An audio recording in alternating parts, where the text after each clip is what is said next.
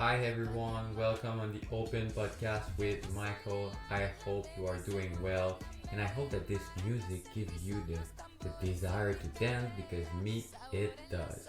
This song is called Ipanema and the woman behind the song is Stefania Dominguez and I am blessed today to sit down and have a wonderful exchange with her.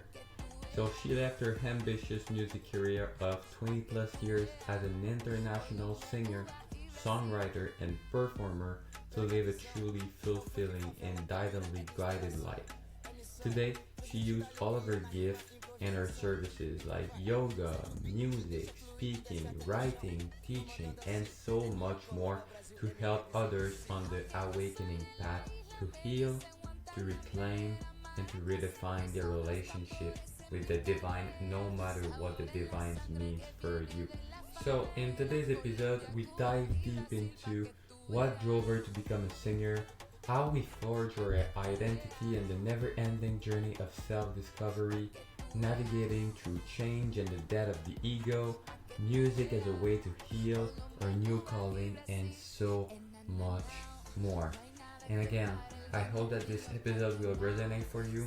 And if you want to follow Stefania, all the show notes will be, all the link will be in the show notes. And again, if it's aligned with you, if something resonated with you, share, click the subscribe button, follow, leave a review, give me feedback, share with a friend. Don't be shy and have an amazing day. God bless you and remember, my friend, you are loved, you are seen, and you are heard. Let's go. Have a beautiful listening.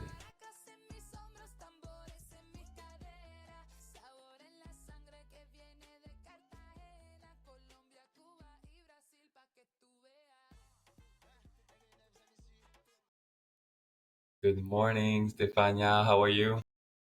Very good. Good morning, Michael. Thank you for having me here. It's a Beautiful to be pleasure here. for Yes, thank you. It's a pleasure for me. So welcome on the Open Podcast with Michael.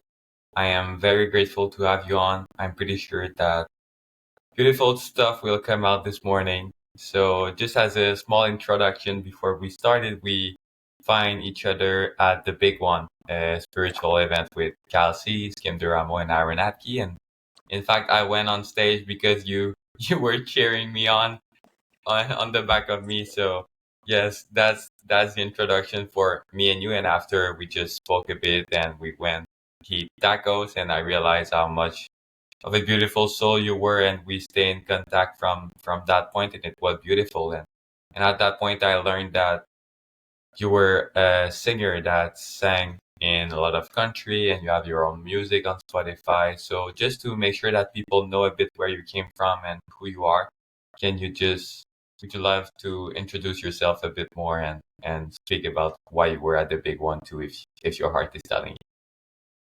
Sure. So it's so funny that you remind me of that. It lapsed in my mind that now that you say it, I do remember that she was saying if anybody is called to come up on stage and you raised your hand. And of course, there were many other hands and I was directly behind you and I was going like this guy right here.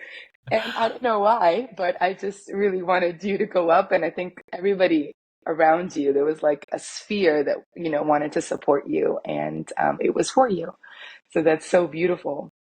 Um, about me, I have, I can no longer say I identify with this personality, but for a long time, most of my life, I identified as a musical singer-songwriter, artist, performing artist, independent, international kind of achieving star in the making.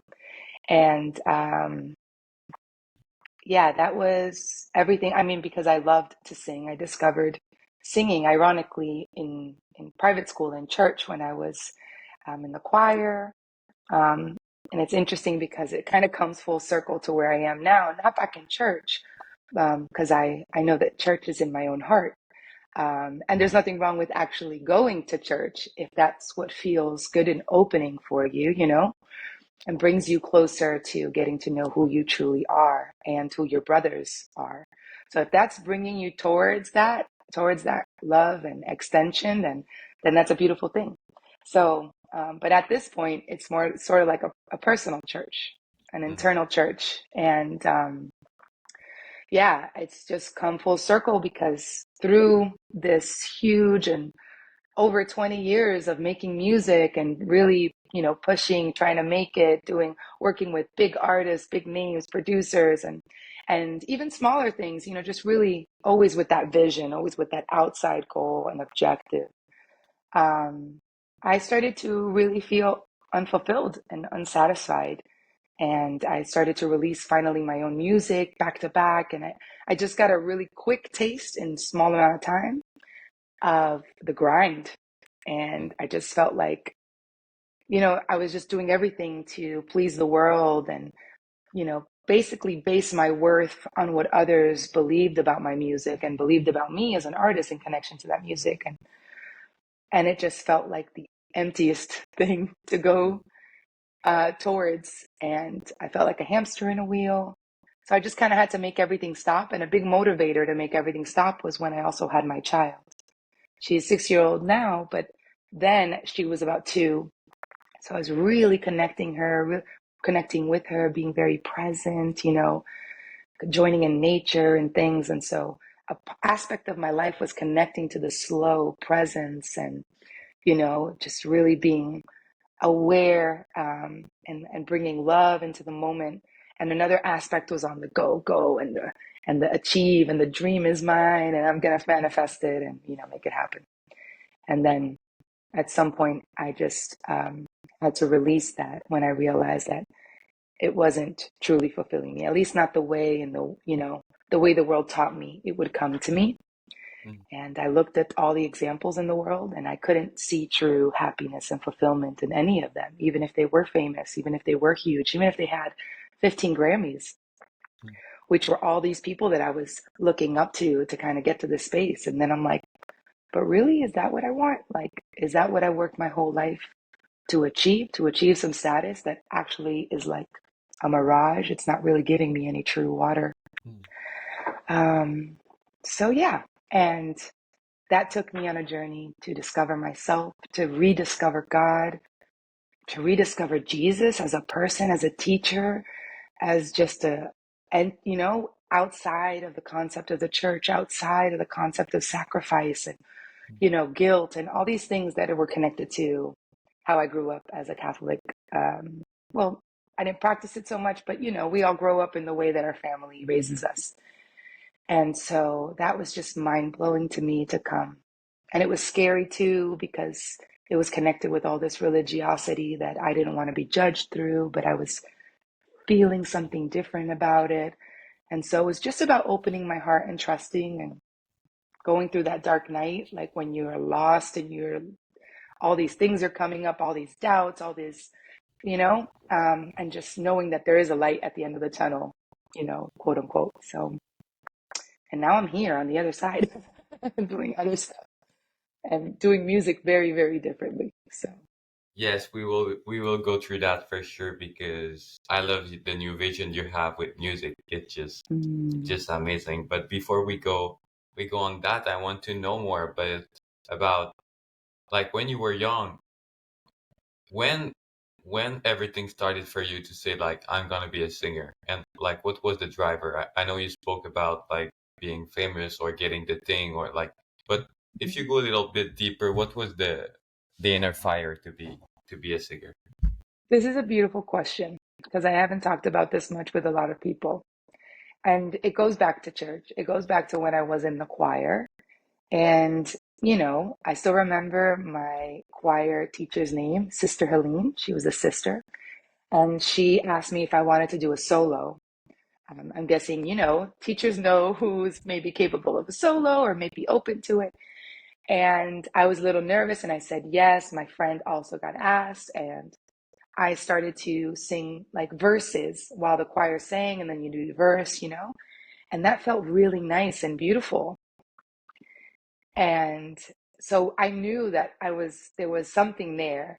And then in the transgression of the year, those 2, 3 years that I was in elementary school, the main music teacher, so not the choir director, but the main, asked if I wanted to be the cantor of the church. And the cantor is the one that stands and sits next to the priest and leads the church in every psalm and every singing. Every time there's music, she stands up or he stands up and he leads, with call and response. And so this was more of like a leadership with music. And I remember the first time I did it, um, with the parents around. And when I finished, I felt so alive, doing this. And the response was Mm. like there was such a confirmation. So many people lined up to come, and I was just a kid, but to tell me, wow, your voice really touched me. It was so beautiful.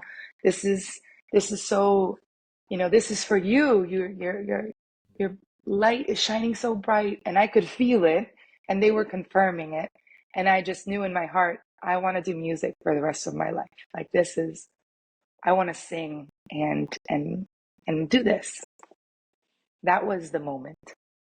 That was the one. And do you think that was a part of like, because I just, during the last 2 years, I had a lot of time to reflect on my own motivation to become a pro hockey player.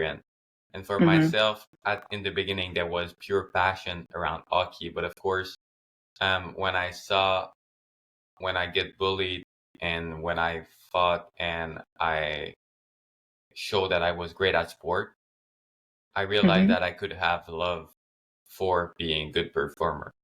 So for you, do you have a sense, maybe a tiny sense that, yes, of course, the passion of music was like putting fire in your heart, but there was also a part of you that just wanted to be loved and that she saw that there was love in there?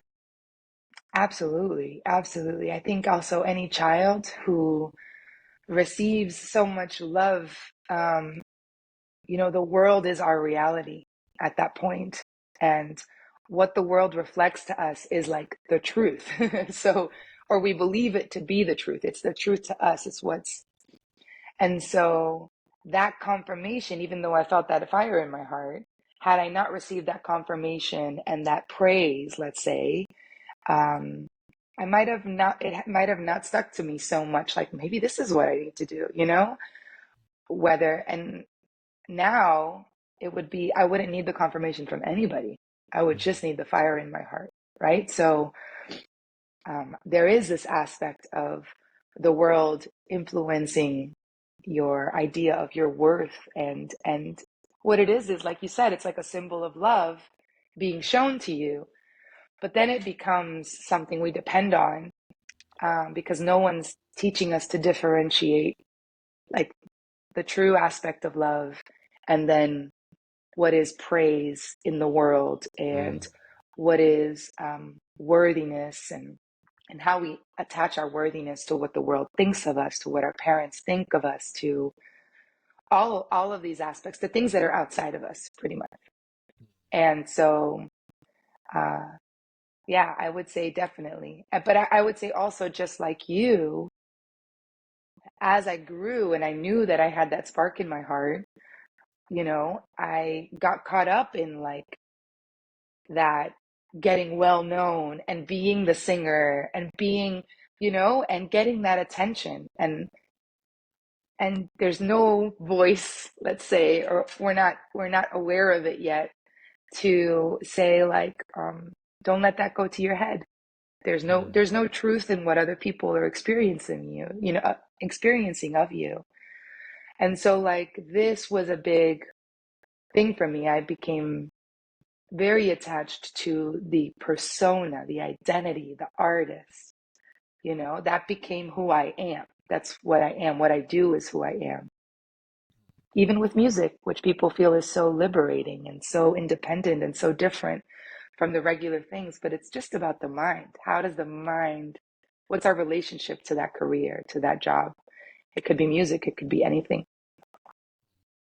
and for how much time did it take to for you to realize that this is not what you want? Yeah, like you wanted to be that singer, but in fact, what Hmm. you want is maybe bigger than that. Like, how much time were you into music before having a sense of like, Oh, yeah.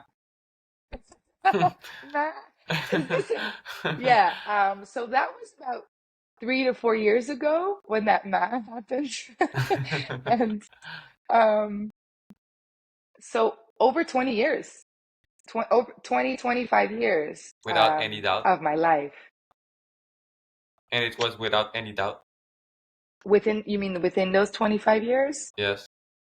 Yeah, like this is what I am, this is what I do, this is my dream, I'm going, and this is, and I deal with tough things and rejections, but like, I'm going to surpass it because I believe in who I am. And so it's all coming from an honest place to just be better and to do what I love. And, there was no part of me trying to control this aspect. And what you realize now is that our unconscious is controlling so much of it. Our patterns are controlling so much of it, but that's the journey of undoing, of discovering, of self-discovery, yeah, of healing.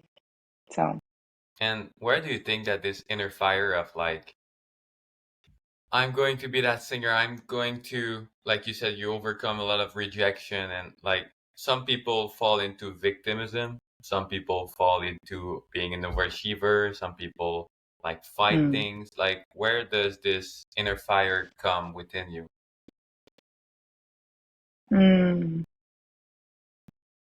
For me, I think it was really a belief that I was deserving, that I was capable, that I was good, and maybe even that I thought I was better. Like, like I didn't feel victim to things, but I did feel like I had many capabilities and I was just really good at them and I just deserved to be seen, to be heard. I just had the gifts and the world needed to hear it, needed to hear me, needed to know me, and I somehow needed to be known by them. Mhm. And do you think that at one point it was the only attention that you really seek was your own? Yeah, I know that now. You realize Um, that now. yeah, Yeah. It's even like synonymous in relationships, right? Like we're Mm, seeking a partner who's going to love us and who's going to see all the best things in us and is going to make all these special moments with us. And it's not to say that that partner doesn't exist, but partnership is a moment to moment thing. Like it's a day to day thing. It's an,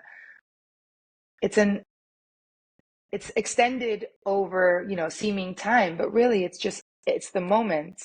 And we're two seeming individuals who are having our own ideas about life, and the partnership is we can easily get caught up in wanting the other to fulfill certain things for us, which is codependency, which so many of our parents lived in through that and maybe still do, and many of us do, but we're becoming aware of it.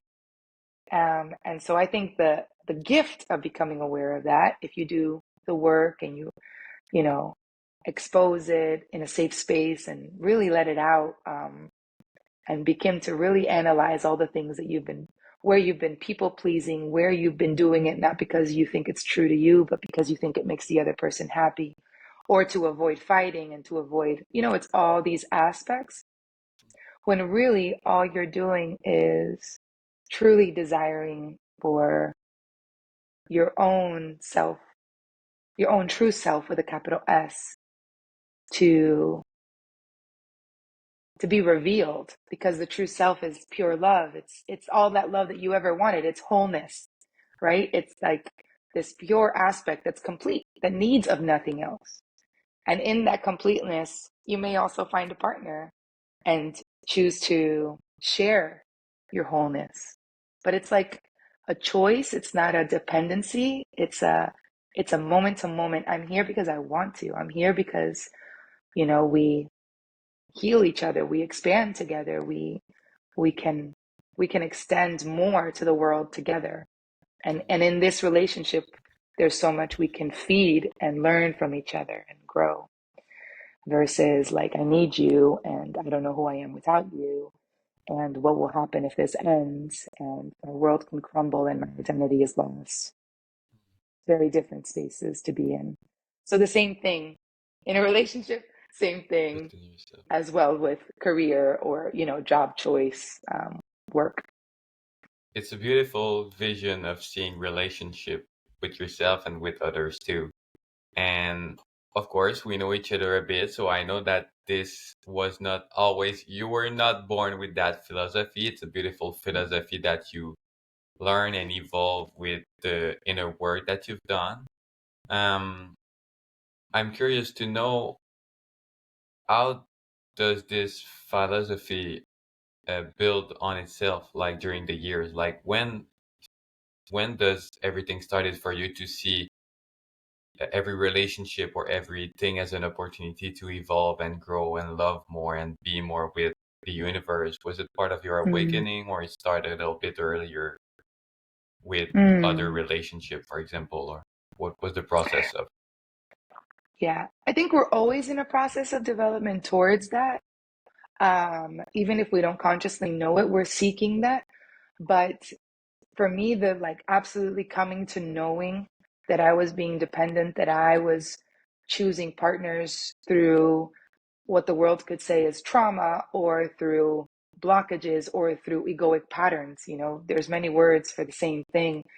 It's anything that's really impeding our own light to shine through. Um, and so I became aware of that through my awakening. Like my inner work, the work that I've done internally has been always, since the moment of my awakening, something that was very divine for me, a very divine experience. Um, so it wasn't like I came across some people who were doing inner work or I went deeper into psychology or no, it was, I don't know who I am because I've realized that musically I'm going here. This is really not what I want. So if I don't want that, I need to take a break because that's the only identity I know. And as I took a break from that, I stopped everything that I do with music. And I just was like a mom. I was just a present person who happened to have a child and gave all the love to whatever was in front of me. But by doing that, I was like, if I'm not this, which is what I've always been, and now this has fallen away, then who is this? Mm. And that Mhm. became a huge question for me because how do I define myself now? Like, I'm not doing any of that. Even if I'm taking a break, like, I have no idea where this is going to lead. And all I know is that I need to let go of it because that feels like the next right step, the next most freeing thing. And I have felt immediate peace. I never felt more peaceful in my life when I let go of the idea of being a superstar international singer, or just even if it was an independent singer with a career and people following me in this whole thing. So that question was always big for me. And so I didn't do inner work per se. I just went there and then I opened myself to a path that led me to God. And there are many paths that lead to God, but this was mine. And for me, it was like, I didn't know that then, right? It's like there is a process of revelation of how this all these concepts come. When it's happening, I'm just kind of trusting, I'm feeling, but I don't have all the wording because in the end the wording doesn't matter. The wording is like a symbol of the experience, but all that matters is the experience of true, you know, true love, of being the self of God. Um, of like real oneness, of innocence. These are all words that sort of like signify the same thing. And because I opened my heart and I took that leap, I could say that, now I would use the word Holy Spirit or the Spirit revealed all my trauma to me Ooh. over time. It revealed my blockages. Yeah. And I started to journal. I have maybe 5 to 6 full journals of writings that are just kind of sitting there, of just downloads, revelations, insights that came on a daily basis in this time of awakening that I had. And I knew that it was that because I'm not a like writer. Like I write songs. Songs are short and sweet. I'm not like a writer. It wasn't, I can see that I have the possibility to do that, but I knew it wasn't me because I wouldn't just grab a journal and fully write extensive amount of things. This was coming through me. This was given to me, and I was just what they call automatic writing. It's sort of like a type of channeling in a way. And that in itself was proving to me that I was being guided because, if I had questions or doubt, like what's going on, this was like evidence, pure, straight evidence. This is not just me. I don't have this full understanding. These words are not just mine. And so that was very, very revealing, very life shifting for me, to have that view and to be revealed those truths. But it is sort of like over an extensive part of time, The awakening was maybe in between 1 or 2 to 3 months maximum. But then that revelatory time of like exposing myself, of writing, of really going deeper, let's say within my unconscious that was not conscious, all of that coming up was over the next 6, 8, 10 months. Mm. Mm-hmm. And was there any fear around letting go of the Stefania you thought you were? Oh, yes. Oh, I can feel Yes. that. Yes. And that fear moment is for me the dark night. The dark night of the soul is these days where we are I know where I need to go and I see the light now and I see truth and I can feel truth too, but I am so freaking scared. I don't know what the F is going on. I think I might be going crazy. Um, and you just get like spurts. I would get spurts of tears. Even on my Instagram, there are some when I finally got the courage to share some of those videos. Why? Because I actually just recorded myself talking because I wanted to, not with the intention of posting, but just to like, I felt like I needed to talk to someone and I didn't have anyone to talk to. And so I just recorded myself so that I could speak because I knew that that could be helpful. Something in me knew that that could be helpful. And the more I spoke, the more tears come like that when you're starting to speak. Even in the Kyle Cease event that we met, like he knows when you start and you face someone, not only when you're speaking something do things come out, but now do it to someone else. Look while they're looking at you, and see the emotions that arise. More comes up because now we're self-aware and we're like, and I think that that's the dark night, the moment of really high doubt. Like it's sort of like an internal battle, like what seems on the surface to be a spiritual battle almost, because one thing is telling you one thing, safety is what you were, but you can't be what you were ever again, but you don't know who you're going to be, but you know that you're headed that way and that you have to trust, but it's so hard to trust. It's kind of like this huge mix and knot of things that are just there to be released. And so that was the experience for me with your question. Yes. It's a hell of a journey when you fall into something that you don't know. And that's where you can really meet with God or the universe or whatever you want to call it. And Yeah. it's so curious, or not curious, because like me, there is no coincidence, but it's so beautiful that you phrase it like that right now, because I'm on my journey Mm. right now. The thing you spoke about, I feel it right now. I've never felt Mm. scared, afraid, lost, confused ever like I am right now. And I've realized through my own just reflection that yes, of course, my podcast in the beginning, my intention was just to follow my heart because something has speak to me to just post it. And I just wanted to make a little difference in people's life and to help people to be open with them. But what I've realized and what I've came to also realize about myself is that through that podcast, I also speak within myself, for myself. So last Mm-hmm. week, Mm-hmm. maybe 2 weeks ago, I recorded an episode, and when I record episode, people don't know, but I will say it right now.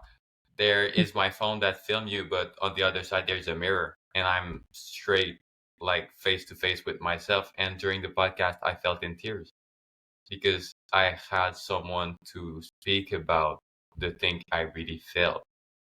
And why I love about what you said is that you've not overcome is not the right word, but you get through that in a beautiful way. And by speaking with you on a frequent basis, I can feel the sense of freedom, peace, love. Mm. But I can guess that at that moment it was not the case. So what would be your advice? Not advice, but what would you say to anyone who faces a storm like that, or who are even not conscious that maybe this is what they are going through, but they are in a place in their life when they don't know anymore? Yeah. Two things come to mind for me. One thing that you just said, find people around you that exemplify that light, that can, um, that give you sort of a direction, not because they speak to you, they could be someone you just follow or, you know, you see, definitely someone who's been through the journey, but that, like you said, having someone around that can really make you feel like, okay, this is possible. Like these people wouldn't, half of the world or all the people that we're getting exposed to that have gone through healing, that are getting to the next stages in their lives and their whatever page of their book, but they still had to grow through stuff to get there. And just the fact that they have allows me to have faith, you know, greater faith in what the bigger orchestration of all of it is versus this um, tiny moment that feels so huge, Hmm. you know? And actually that makes me think of how many other things have we moved through, to not say overcome like it's some sort of battle or something, but moved through. How many things have you already moved through in your life, right? Whatever it may be, that felt so huge in the moment that you were living it, and now is a tool, a memory, something that has strengthened you, something that you might even be grateful for, even if it was tough. You know, we've all had that, and so we can recognize. All right, I've been through crap before, and I'm still here, and I'm okay. Um, but this one just seems big because this one is connected to truth.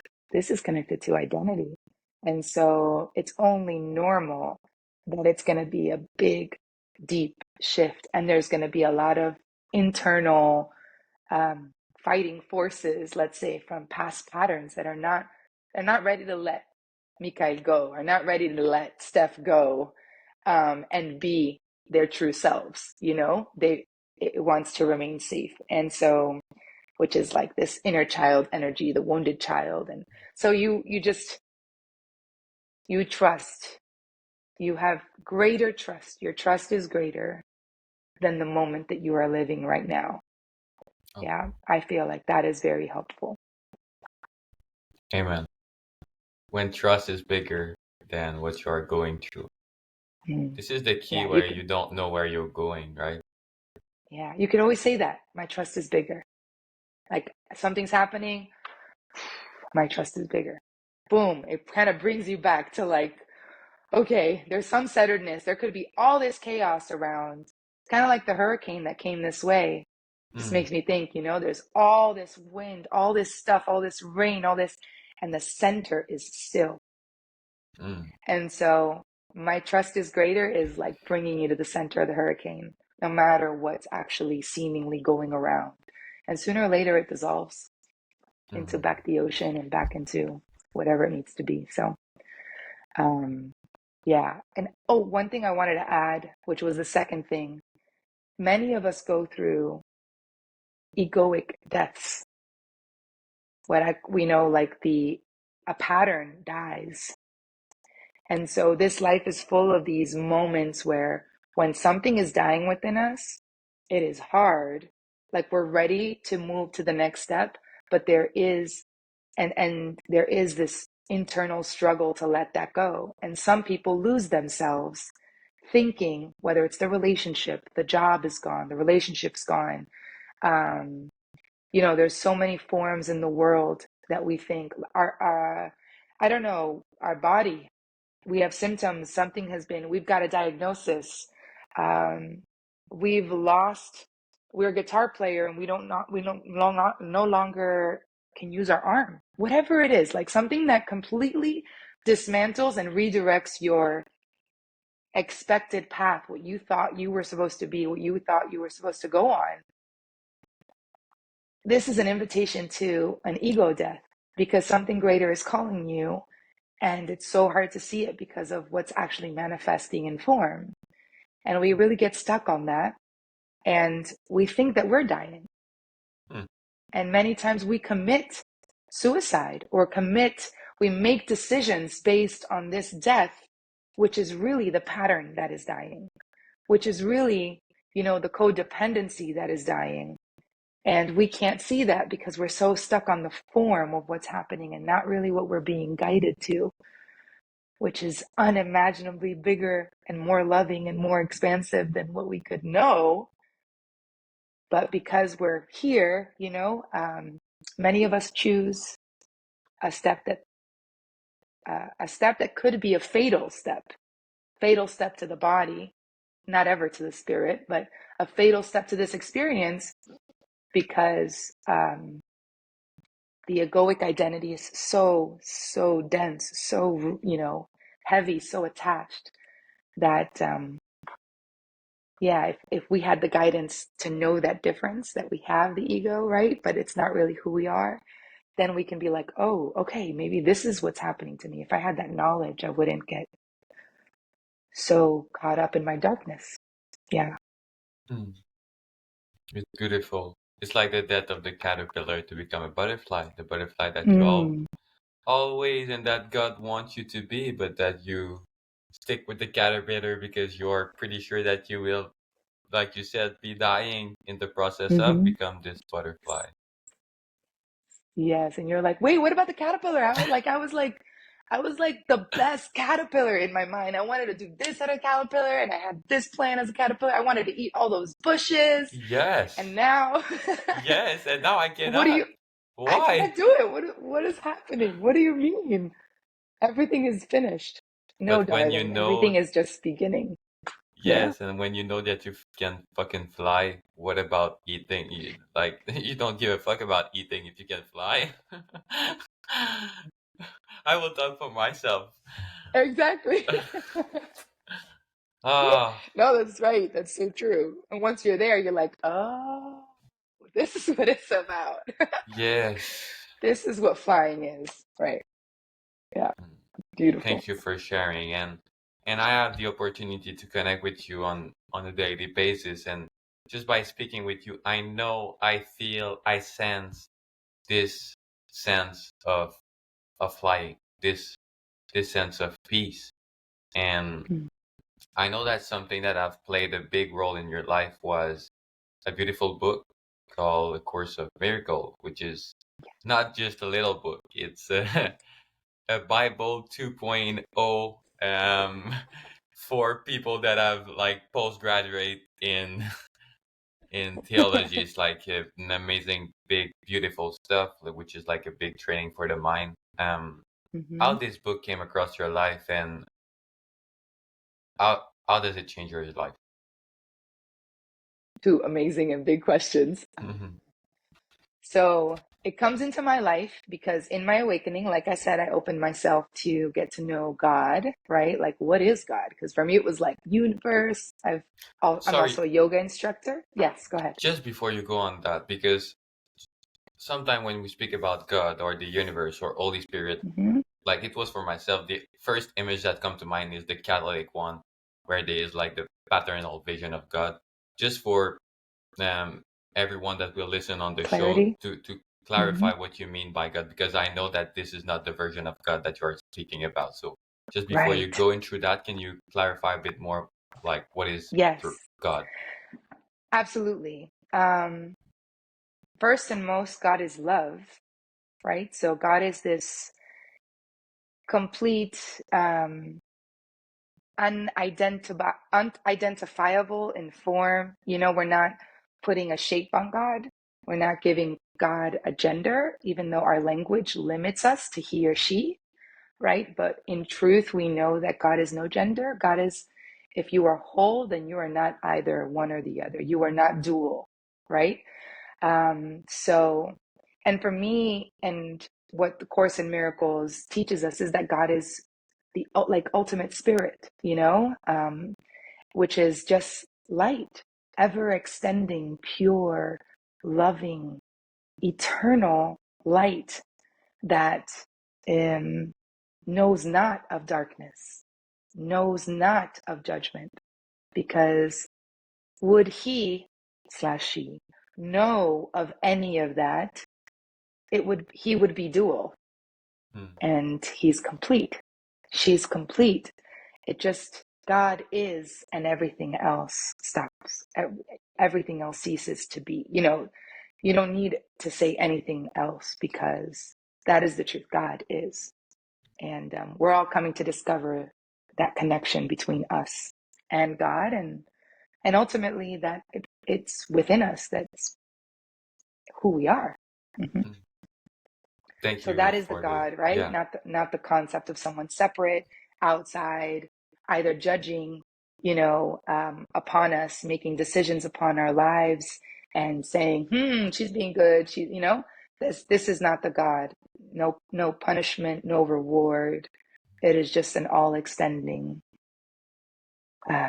light of love, Mm. which is our true essence.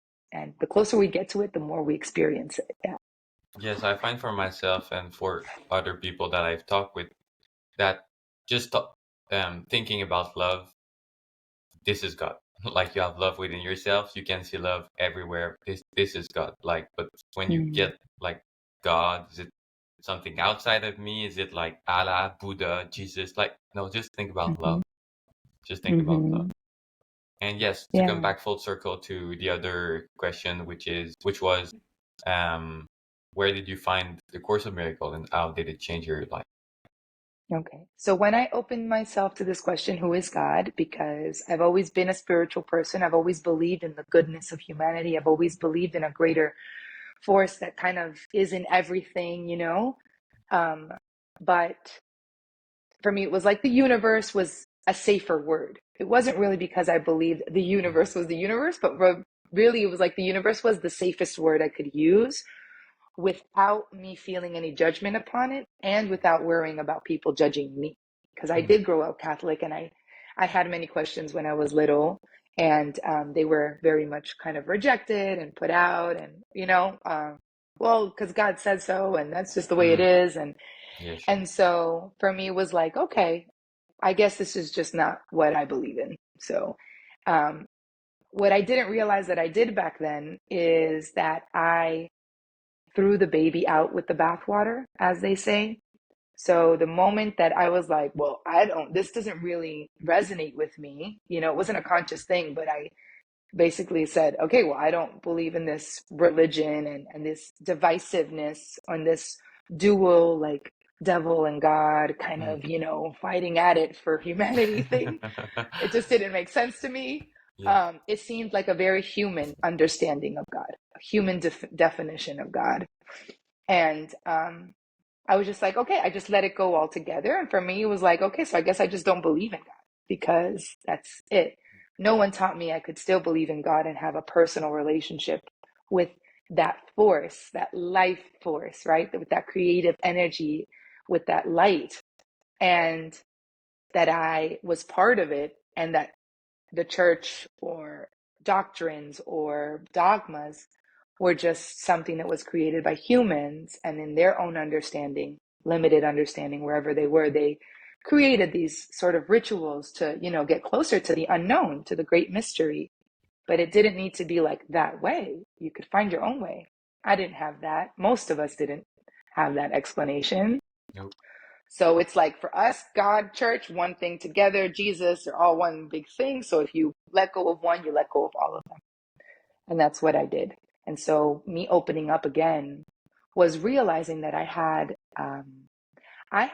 an aversion to the word God. I had judgment, and now I had all this time since I released my musical identity, and it's 2020, coincidentally. Like literally, I Oh, had a lot okay, of it was time. that year.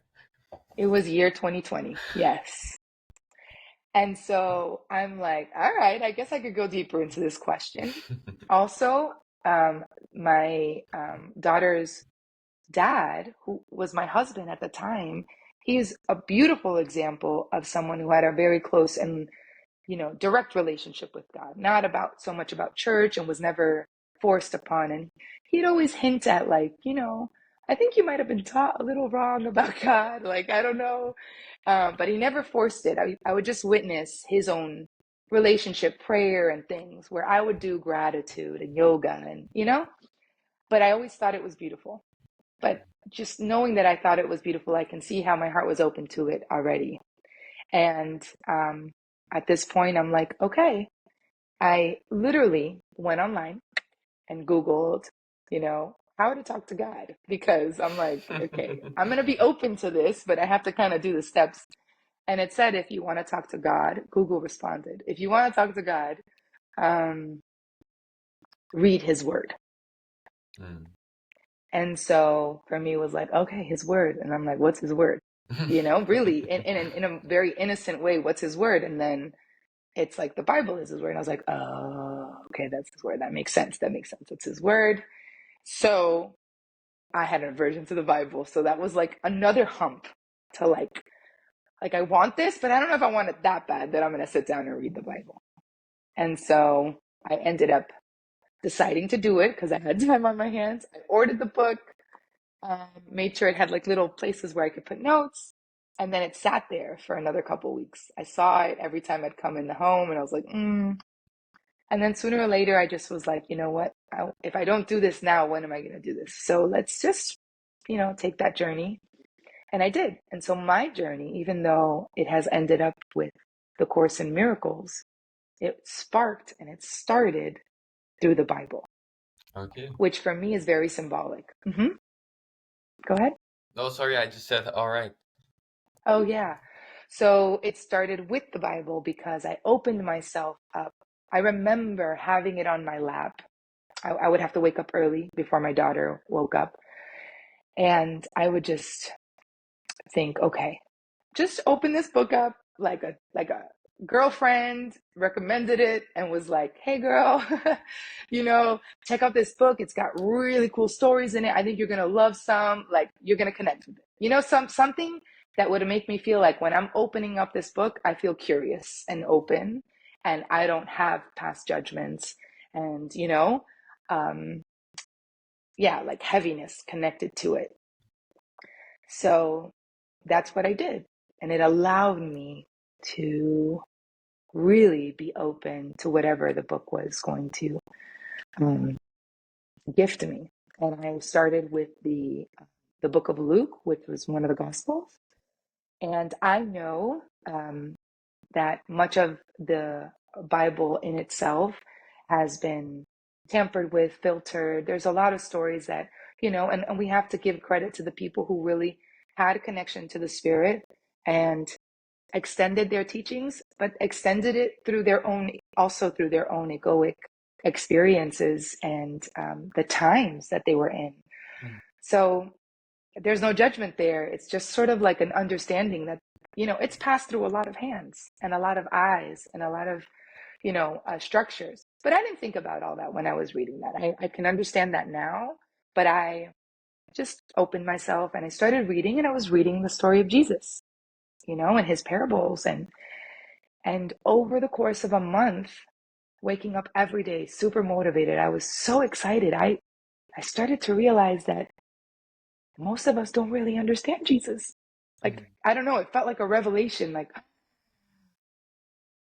come I never understood this guy before? Like, this, I'm understanding him now, like what he's really trying to say, like, um, blessed are the poor, for they shall see God, and like, you know, um, blessed are the poor in spirit. And you're like, those who are down and, not feeling happy and but also those who are poor in spirit. Like they have no connection to their truth.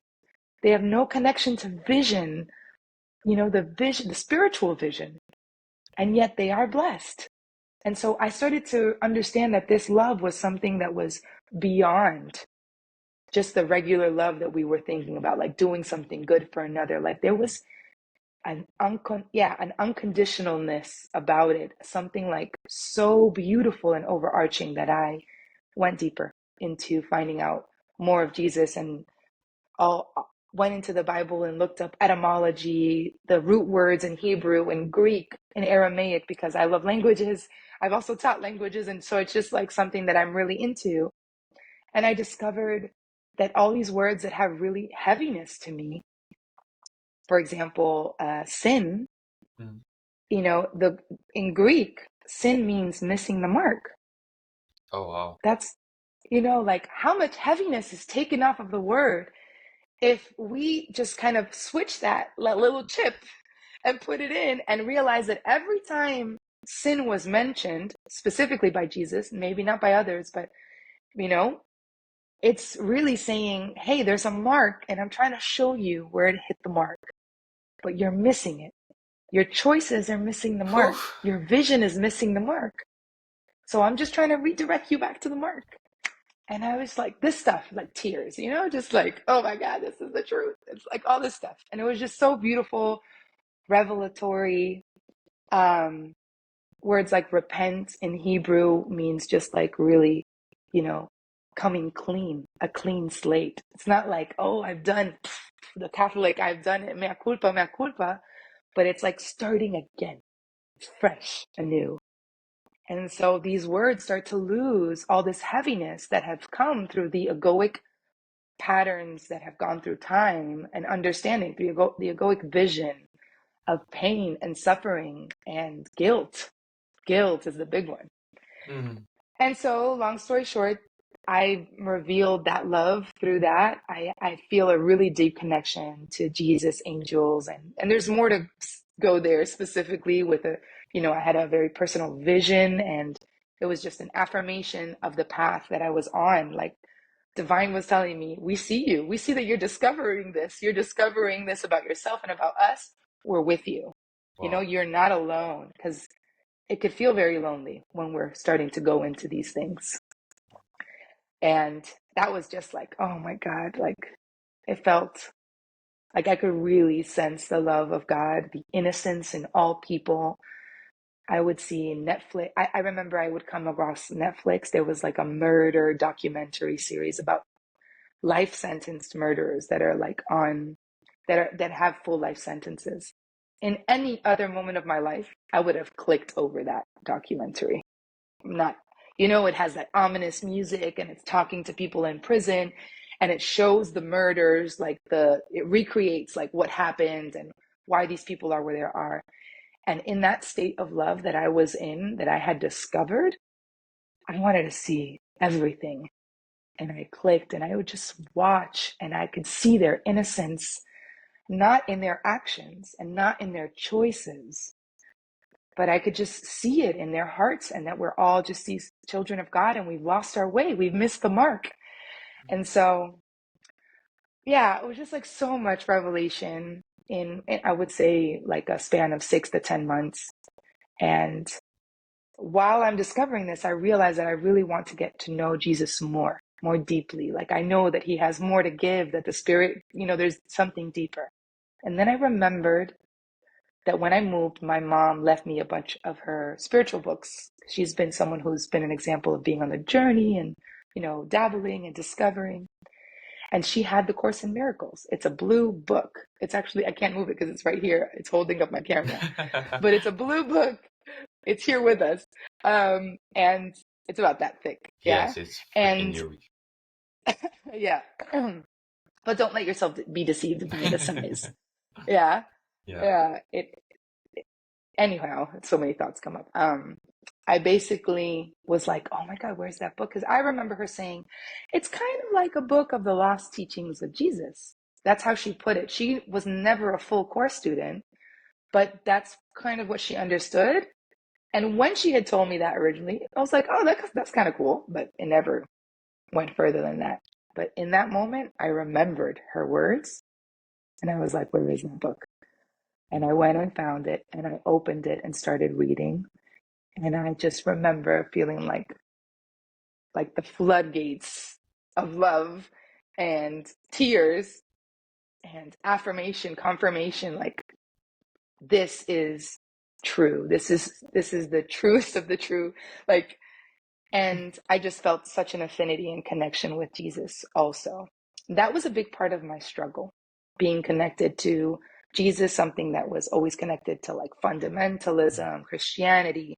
So just the idea of Jesus has been a big healing part for me, to unbox him and to unbox God from all these things that we put them in. And I knew it was for me, but like, how do I explain this to the world? Like, I'm just a singer, like, or that's what I was. And it was just about kind of just trusting the process, like really going back to that divine connection. And the course is now a part of my life, my daily life. And I want to say, I want to disclaim this. The course is a course in joy. It's called the Course in Miracles, but it's really a path of joy because it's releasing all the things that block us to love, to true joy. And it's making us aware of it. And yeah, now I was invited to facilitate a group um, where people can start joining, on this Which platform called Awakenpedia. I'll put it It's on the show interesting. note Yeah, beautiful. Yeah, you can share it, and for whoever sure. would like and feels the call to join can, of course, join. So yeah, that's the full circle. I don't know if that was too long. Sorry. Never too long. Honestly, I can just sit back and listen to you. You have so much to share around everything, and it's so beautiful. And you mentioned something that stuck within my head. You said, like, what can I do to spread this message? I'm only a singer. Ma, hmm that's curious because where you are right now is beautiful. Like you bring back spirit into music, and Yes, it's yes. not you are in your beginning, you are in your discovering of what you want to do with that. But I'll put the link in the show note too, where people can find the spirit song of the remix hmm and spirit song that you are doing. Do you want to talk more about this? Because I'm really pumped about that, and your music are really beautiful. And I think music can be a big shifter for to spread a message of love, to spread a beautiful word. So yes, share more about that because just me when I listen to your song, it touches my heart directly. So yes, I just want you to speak more about that. I think that the world has to know that. Yeah, music is a frequency. And so whatever frequency you give out within that music is the frequency that can be shared. All these rhythms and sounds are coming together to create a harmonious song. And when in tune, when all the aspects line up, they really strike a chord within us, a divine chord, I think, that like rings into eternity because we're starting to recognize ourselves. So I think, yes, music is a beautiful, beautiful tool to reach awakening, to reach the truth, to access our emotions for release so that we can then access truth. Because sometimes we can get stuck in music because music brings us towards our emotions. But if we're not guided to, or if we're not aware that emotions are to move because they're energy in motion, emotion, if they're if that's not an awareness that we have, then we can get caught up in the emotion and just linger there when really they're made not to be recalled, but they're made to be accepted and sort of moved through, right? Sort of like a channel, again, like a vessel. Um, and so yeah, using it in, so I would say that the relationship to music is what is healing. Music in and of itself can be anything, there's music on the radio that can send a certain message that has come from a very sad place in somebody. So music is a tool for expression, but when it comes to healing and receiving and maybe even guiding us towards awakening, um, I think the relationship that the writer has to the music and the the message that is being spread within the music, like the understanding of the music is what takes you deeper, um, combined with the sounds, right? So it's like this whole frequency experience. It's beautiful.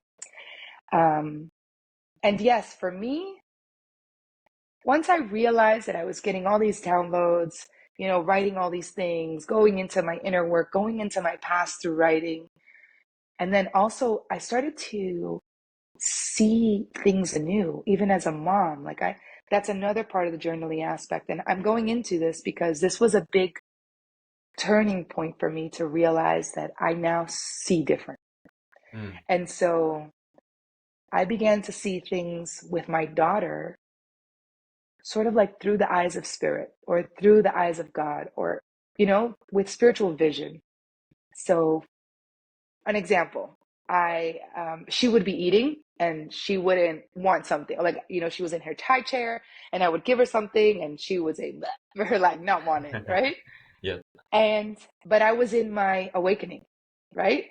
This is post awakening moment versus pre mom awakening. And so before you worried, oh my God, she's not getting her nutrients. Every mom knows this moment that we all freak out about, like them not eating what we think they should be eating. And she's doing this, and in that moment, I can see that she's not picking her food.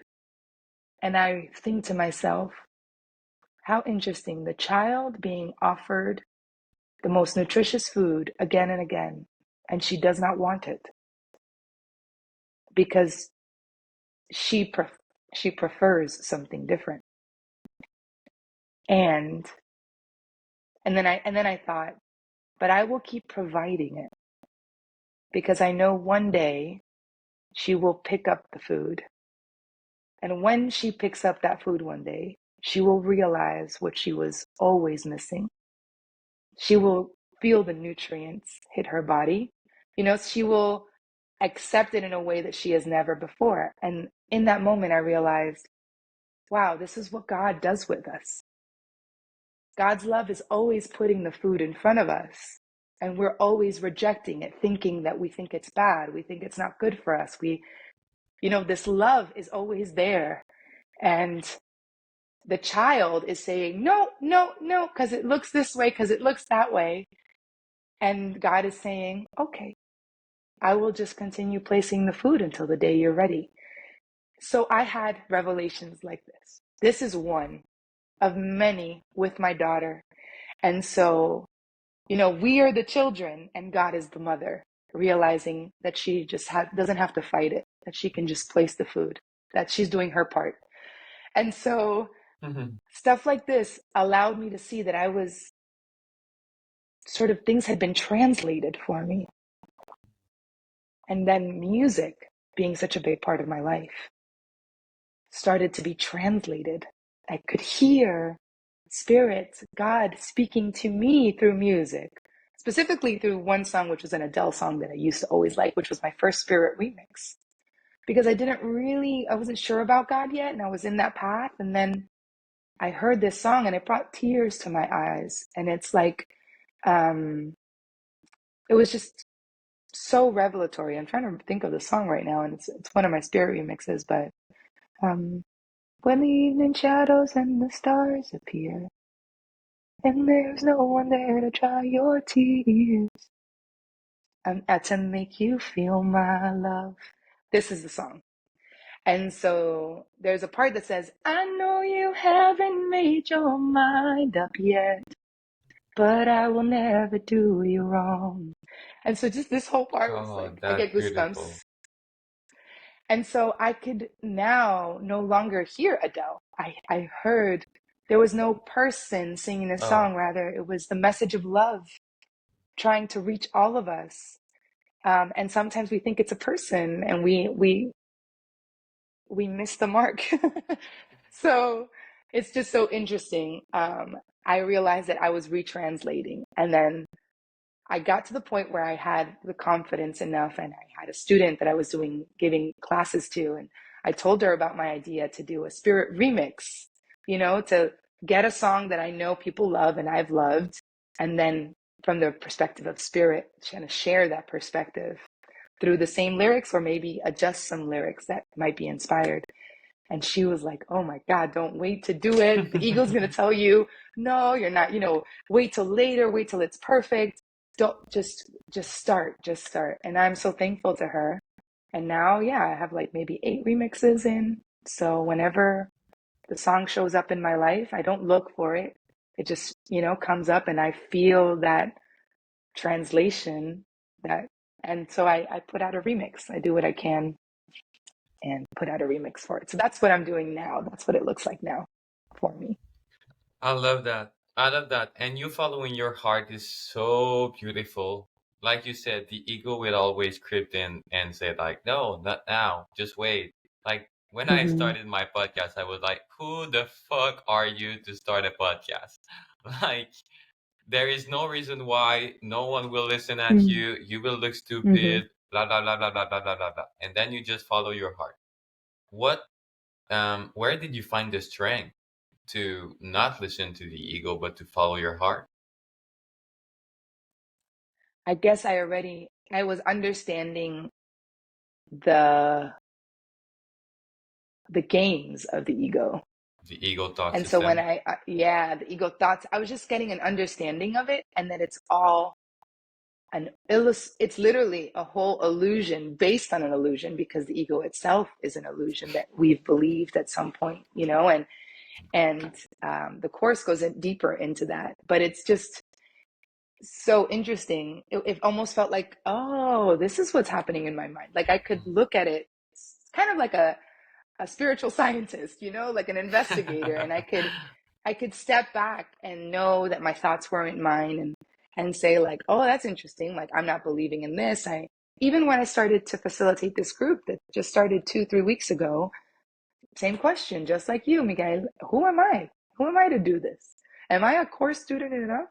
Am I a real teacher? Like, and then it's just like this whole course, this whole awakening and undoing is teaching us, it's undoing the roles of teaching that we understand in the world. It's undoing the role of a student as we understand it in the world. It's undoing learning the way we understand it, like in a certain order. No, knowledge is knowledge. Wisdom is wisdom. And when you access it, it's it's a completely backwards idea to the way the truth, divine truth works.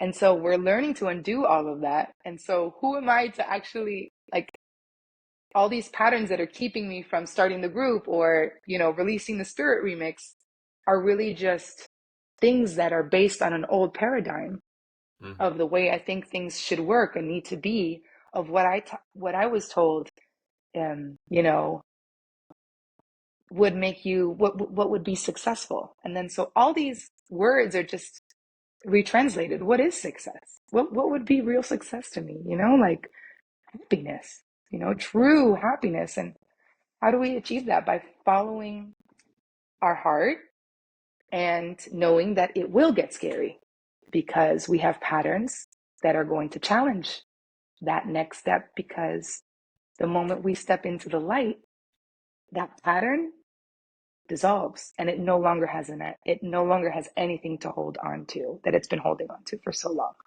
So that's knowing that can empower you a lot, because you're like, oh, this is just like that little me that's really trying to hold on to safety, scared for greatness. How Marianne Williamson puts in her book, oh man, this quote is just, we all know it. And it just, that is, we're scared of our light. We're scared of our greatness. That is the ultimate thing we're scared of. We don't realize it until we start moving towards the light. Mm. And when you were speaking, of course, that was the talk. Like, okay, nice. So, what is the plan for Stefania with her song? What is the plan for his vision? Yes, she wants to be happy, but and I know that by just talking with you, there is no plan. And how There is is it no plan. to just for someone who, as always, like look up to plan and to like we are in a world where at 7 years old, like parents and teacher ask us, what do you want to do in life? And you're supposed to figure it out. And at 18 years old, everyone is scared because they don't know what to do and it's time to go to university and stuff like that. Like, if you Mhm. had the chance to maybe talk with your younger self or with younger people or just with people that don't know how to not plan and just follow your heart, like, how can you just step into the unknown and trust that everything will be all right? Well, I would use my experience with guidance as a way to share with others. So the spirit, which is our inner guide, our divine internal teacher, divine guidance, all these different words that we have for what I call spirit, Holy Spirit. It gives us the vision to truth and it guides us towards our best, highest self, towards itself. It guides us towards itself because we are that self, and it's all one in the end. But it takes steps to undo that attachment to all those patterns. So I feel like there's nothing wrong with planning, but you do get to a point where you feel like planning might be pushing, planning might be too much effort, um, and planning might be based on fear of things not going a certain way. Hmm. And when it's coming from that space, then I think what we have to look at our relationship to planning. So planning in and of itself is not a bad thing. Um, as we go deeper into guidance, we plan less because we realize, damn, I'm really being held. Like that next decision led me to this, and I trusted this, and now this is working for me. I feel so at peace with this. I never thought I would work in this, and I'm doing it because it felt like the right next step.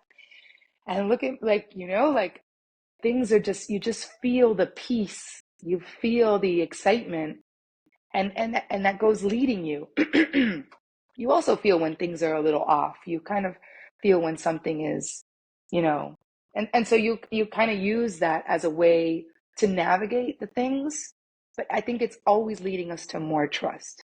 So I would tell someone who feels comfortable with planning not to let go of planning, but to look at what the relationship with planning is.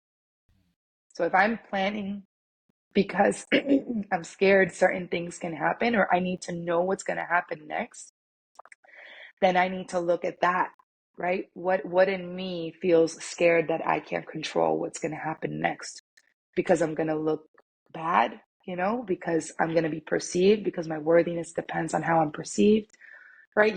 You go deeper, the layers go deeper. The question could be like, no, it just makes me uncomfortable not to know. Yeah, but why? But what is it that makes you uncomfortable? And so that helps us realize why we're planning.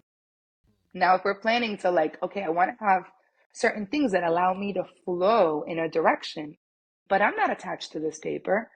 I'm open to like, let this be the guide. And then if I feel that that's over or that doesn't need to be, then I have to be okay with that. And so I'm in a place personally, and I think just as an artist, it comes naturally, to be a creative is we're not big planners. We're very spontaneous. We're very in the moment. We, get things. We can plan, like, right, if I'm gonna take a trip to Europe, I'm gonna look at certain things. I gotta buy the flights. But it's a moment to moment trust about like, is this the moment to buy the trip? To buy the ticket? Or do I need to have all the tickets bought by this week because such and such Hmm. will not, because then logically the plane tickets get more expensive and then it's not going to work out with me, right? So I'm doing the planning versus, is today the time to, do I feel pulled towards like finding out about the planes and the flights? And if you feel that, then you go for that. Then today is, that's the moment. So it's like a moment to moment, day to day trust that's happening. Not just like this overarching trust, but this moment to moment trust. And I think that really allows us to access guidance more and more. And the more we do, the more we release the plan because we feel more confident in the divine truly supporting us. So it's just like a gentle step. It's a gentle process. It's still a process for me. I may seemingly be more advanced in time, but there's just It's just where my journey is. And maybe in other aspects of my life, I'm in a different chapter, of evolution, if we want to look at it, in the horizontal way. Um, but yeah, it's kind of like that, I think, and that's a huge part of going on this journey, you Mm. know, coming to that connection with divine guidance and real trust, liberating ourselves from control and from our own will and how things are supposed to be. Mm. Yeah. Thank you for sharing that. And it was precious the way you express it, because just by the way you phrase it, you remove the weight of there is something wrong. Like planning is wrong, or Right. following our ego is wrong. And you Right. just like you did with the word sins in the beginning, like the spiritual journey is not supposed to be heavy. It is not Mm, supposed to be heavy. And for myself, um I tend to have an extremist, like big type A competitor, which I fall into what's like, how can I run 1,000 miles before I can just take the next step? And you mm, were the one who said to me, like, hey, Jai, just take baby steps. And by taking baby step, and by being gentle with yourself, and remember that nothing is wrong, and that you can just like enjoy this journey of discovering the truth about yourself and life, it made the spiritual journey, sorry, fun and exciting and mm. beautiful. And so Yeah, thank and you like to you just, said, yes. yeah, I said, you said, it can feel heavy, and that's a beautiful sign when it feels heavy. How we feel is such an important. In the Course in Miracles, it says the only right use of judgment is to notice how you feel, because that Oh. is showing you, it is a directional, as to who is driving the wheel. Is it Mm, the egoic mind or the spirit mind, right? The mind of love or the mind of fear? And how we feel is going to tell us there's some thoughts that I'm believing, even about being spiritual and being on this journey. Somehow, the perspective, the relationship to that process, to that evolution, to that self discovery can even be hijacked by the ego. So we do bypassing and we do things and it's an egoic perspective upon the spiritual journey. And that heaviness is also a sign of, so indifference may be a sign. Heaviness is also a sign that there's some beliefs that are there either not being looked at or really believed, to be fully true. And then we're giving strength and power to something that doesn't really define us, that really has no true power. So yeah, we could use it as a guidance. If it's feeling heavy, question your thoughts. mm. Amen. Stefania, um, there is so much I would love to talk with you, but just to be, This I is know fun. your time is precious and we have like 15 minutes left, but I think we can do a part two at one point for sure. I love Um, that. Yeah. it will be a pleasure. So just before we fall into the five final questions and your question to me, um, Okay. just briefly, where can people find you? Right. So Instagram, Spirit Led Steph. Yeah, Spirit Led Steph is my Instagram handle. I have a website that really goes a little deeper into my story and into the services. Those services are always being updated because when you live a life with the Spirit and of true guidance, things are always shifting and evolving. But let's say there's a, standard amount of things that I generally do, gifts that I want to serve in. Sometimes I do things more at certain points, but they're all there and available. And that's spiritledstuff.com or translationsofspirit.com. It's the same website, just two different sites. Um, and those are probably the best ways to reach me. Oh, and YouTube, which I know you're going to share the spirit remixes. Also, YouTube Spirit Led Steph, or you could look up Stefania Dominguez, which is another option to find. me and everything I'm doing on this journey. And if you want to join, for example, that group, and you're a Course in Miracles student and you'd like to join some other people online, or you're curious and you feel the call towards it, this may be for you. So it's open, it's donation based, and yeah, just happy to walk this journey with everyone else.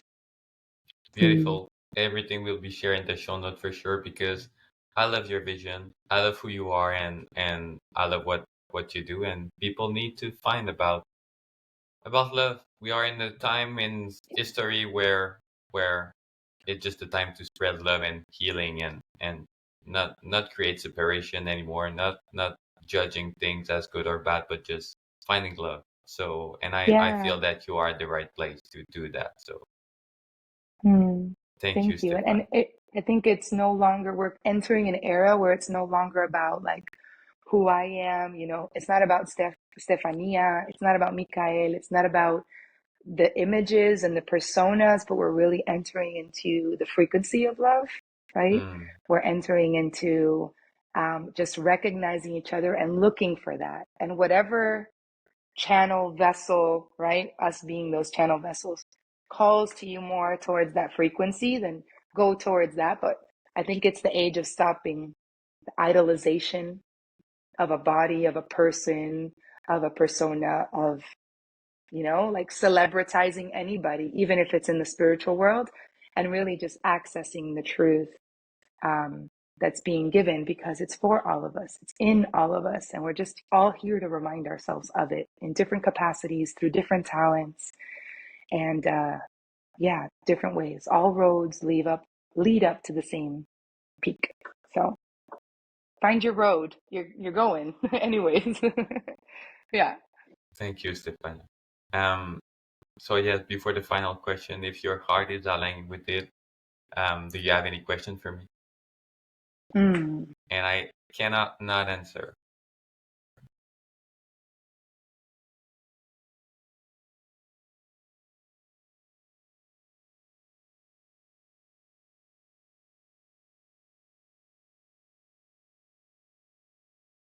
Okay. Mm. Who is Mikael without hockey? It's curious that you asked that question because my guest on the last episode, which is not, which maybe will ask the same questions. Oh, really? Really, so it's already answered, and briefly, it's honestly I don't know right now. I'm discovering who Beautiful. Michael is. Yes, Yes. I always Yes. thought I knew Michael, but that was not Michael. Mm. Yeah. Past version. Just The past identify. is gone. Yeah. Yes, it was a pure identification to something that made me feel love. But like you said, love is within us, not because am able to put a puck on the net or because I have big muscles or because I'm the perfect guy. No, fuck no. I realized like I'm tired of pretend to the world that I'm perfect. I'm not. Mm. I'm human and I deserve love even if I'm not perfect. And I deserve love even if I fucked up things, even if I'm skinny, even if I don't play hockey. Like I'm tired of trying to be perfect and that's where I'm Yeah. at right now. How can I just be me and step into receiving the truth of what I am without identifying to something that will make me think I'm someone. Yes. The, Beautiful. the question was beautiful, but it was stolen from another beautiful I man last know. week. That's so funny. Like I connected to the mind, the one mind. The mind is one, so we connect all our thoughts, and that's a perfect reflection of it. Okay, then I would go to a practical question. Is that okay? Can I ask something different, or did you want to? You can for sure. Maybe we will be 5 minutes late if it's okay for you. Okay, I mean, yeah, I think it's okay. It's okay. It All right. would just be when you're in your toughest time, right? When you feel darkness come upon you, seeming darkness, but it feels very real Yeah. to all of us. Have what what tool, what strategy, what's something that you use to remember the truth? Hmm. It's curious that you asked me that because lately I've kind of I don't like to use that word or to pretend that I can do that, but channel maybe Hmm. the Hmm. writing of a book, and it is a 25 pages book which I will publish like for free just to spread with the world. And there is a lot that I have a lot of tools for sure, but what I've realized within myself is that I was using the tools to not feel the deeper emotion and to not feel what was really there. So I would say first and foremost, use the dark. And again, like you said, it's not the dark, but use this tough time to really dive deep into what life is trying to show you. Um, what is Feel. the thing that you believed about yourself that is becoming a clash with the thing you are going through? Because if something is really tough and you are so attached to how hard it is sure that there is a part of your identity that is holding something. So use that to discover more about yourself, and just jump. Honestly, the dark time are there to feel it, and you are not there to overcome it or to run from it or to just escape it. Hmm. Just be with it. I think everything is okay, and you just have to be with it. But it's so hard when you are in the midst of a storm and everything is going shaky, everything is going dark, but you want to just stay and remain as you are, and remain in the storm. And I came from an athletic background where I tend to understand that the outside world is a reflection of our inside world. And if if I want to build bigger muscle, what would I do? I'll go to the gym. It's the same with life. How do you build resiliency, patience, love, emotional connection with your body? Go to the gym of life. And yes, it won't be funny, but no one said it was going to be always easy. But that's how you discover the truth of who you are, I think, and who you are meant to be. I hope it answered Beautiful. your question. Yes, yes. And it makes me just think of one last thing that I think is important, that the darkest moments in my journey, because we've had dark moments pre-awakening, spiritual seeking. But post that, the darkest moments, which have been even more heavy and filled with thoughts that I didn't even know I had, those moments when I've moved through them, when I have felt them, because we need to feel non-judgment, just allow, and knowing that it's going to pass, because always this is a world of passing. This experience is, everything passes. The moments after, and I don't mean like a high, but it's just like there is an elation, a state of vibrancy, of peace that's, and it almost feels like you pass a level, like on a video game, like you surpass something, and now you're floating literally for the next 2-3 days. I have felt that, Hmm. and I'm just like, wow. And That's it's the like peace muscle kicking in. yeah, and it's you've released something that's been weighing you down, and now it's gone. You've moved through it. You felt it. You accepted it. And that's exactly what you're talking about. And that was my experience. So know that joy is on the other side. That is so important to remember. Oh, yes. Yes. Finally, thank you for sharing. Finally, last four question, and it's really quick. You just Okay. you don't think. So complete Okay. my metaphor. Life is, A game. I love that. One thing you would love to share with the world if you had the opportunity to speak to everyone right now. The truth of who Jesus really is. Love that. One thing you are afraid that people see in you. That they see in me. Yes. Competition. Mm. If I pray for you tonight, what should I pray for?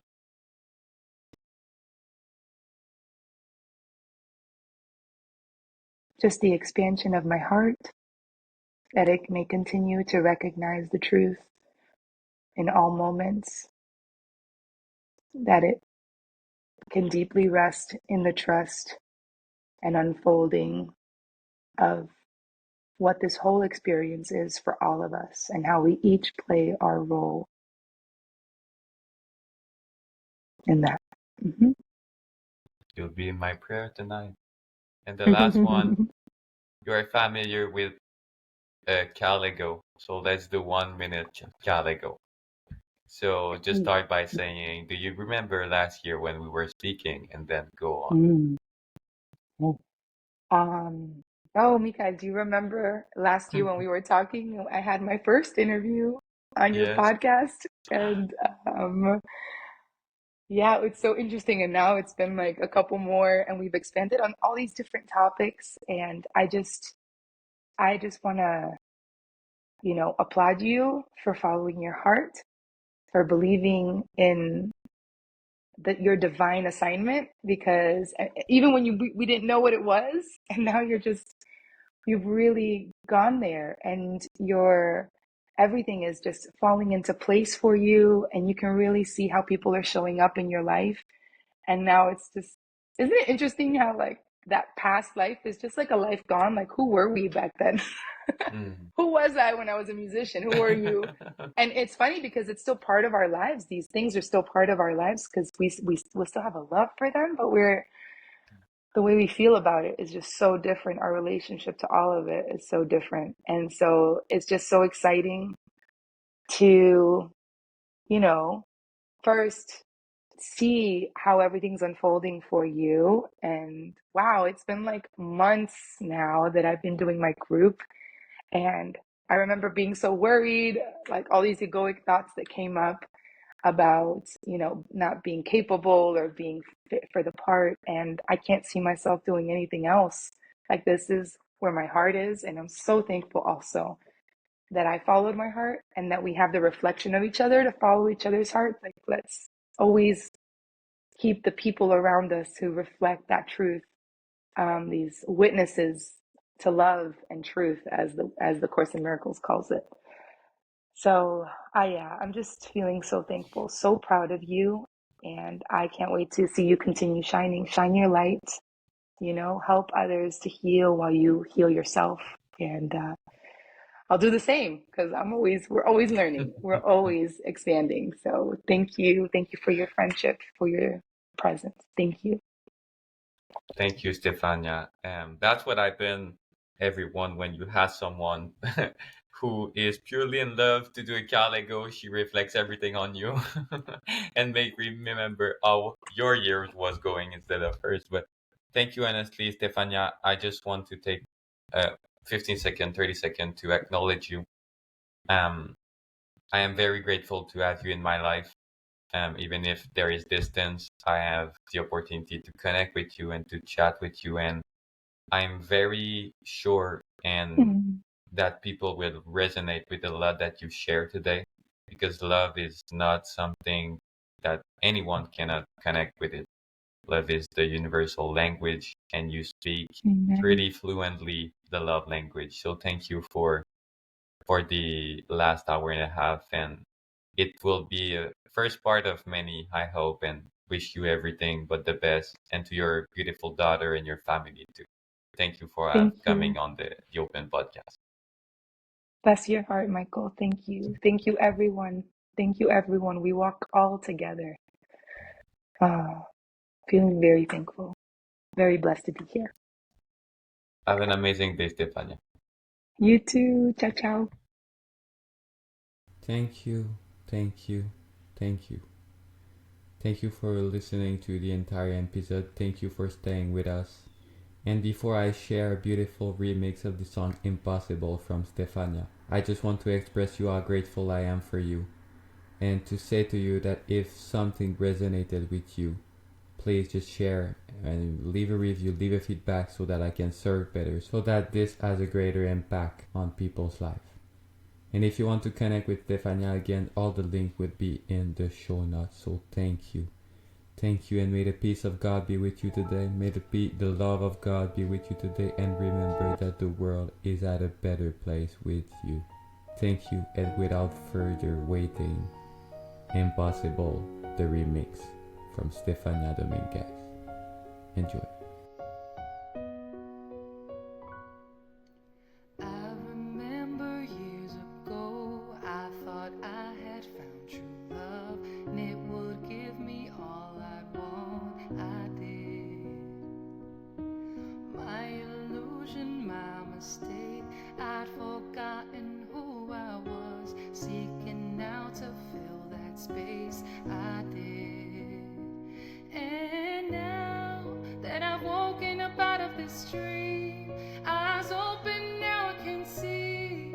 I can hold it and I gotta tell them what I know now. Shout it from the rooftops, write it on the skyline. The old me is gone now. Tell them that I'm happy and my heart's wide open. I'm no longer broken. Tell them what I thought would be impossible. Impossible, impossible, oh, impossible. Found myself when I found God. Learned to let go all the lies, all the fear that I'd been taught. I did. And I know darkness, it may seem too high to direct our sleeping minds, but when we wake up, oh, the light will find it. And now that I've woken up out of this dream, wise open, now I can see. I can hold it and I gotta tell them what I know now. Shout it from the rooftops, write it on the skyline. The old me is gone now. Tell them that I'm happy and my heart's wide open. I was never broken. I tell